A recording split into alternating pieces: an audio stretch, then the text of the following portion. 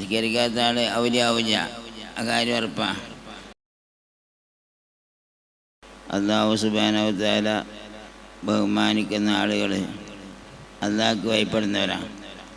അല്ലാഹുവിൻ്റെ കൽപ്പനയ്ക്ക് അവർ ഒരിക്കലും കട്ടുമില്ല.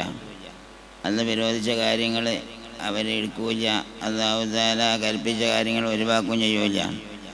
നമ്മളെ കാഴ്ചയിൽ ഉണ്ടോ ഇല്ല എന്നല്ല, നമ്മൾ ചിലപ്പോൾ ജമാഅത്തിനൊക്കെ പോകാത്തത് എന്താ, ജമാഅത്തിൻ്റെ ഉതിർ ചില കിതാബിലൊക്കെ പറഞ്ഞിട്ടുണ്ട്. അമ്മാതിരി വല്ല ഉതിറുണ്ടാവും, അതുകൊണ്ടായിരിക്കും. നിസ്കരിക്കലില്ല എന്നവരെ പറ്റി ആർക്കും പറയാൻ കഴിയില്ല. നിസ്കാരത്തിൻ്റെ നേരത്ത് ആണ്ട് നീച്ചു കൊണ്ട് കാണാം, ഒത്തുക്ക് പോയിട്ട് നിസ്കരിച്ചിട്ട് വരിക. നിസ്കരിക്കാത്തൊരു ഔലിയ എന്ന് പറയാൻ പറ്റില്ല. നിസ്കരിക്കാത്ത ആൾ ഔലിയാവില്ല, ആ കാര്യം ഉറപ്പാണ്. അപ്പം മുൻകറാത്തൊന്നും മഹാനവറുകൾ ചെയ്തതായിട്ടായിരിക്കും തെളിയിക്കാൻ കഴിയില്ല. വലിയ മഹാനാണ്. അപ്പോൾ അവരെ ശരിയാക്കുക എന്ന് പറഞ്ഞാൽ ദീനുൽ ഇസ്ലാം, സത്യമായ ദീനുൽ ഇസ്ലാം പ്രചരിപ്പിക്കാൻ വേണ്ടി സ്നേഹിക്കുക എന്നുള്ളതാണ് ആവശ്യമുള്ളത്. അപ്പം അതുകൊണ്ട് നമ്മളെല്ലാവരും ആ വിഷയത്തിൽ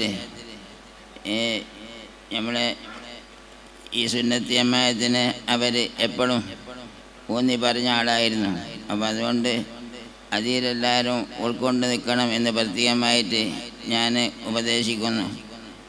അപ്പോൾ അവരെ പറ്റി നമ്മൾ പറഞ്ഞാൽ തീരുവില്ല, അതുകൊണ്ട് ഞാൻ നിർത്തുകയാണ്. പല അനുഭവങ്ങൾ എനിക്ക് തന്നെ ഉണ്ടായിട്ടുണ്ട്.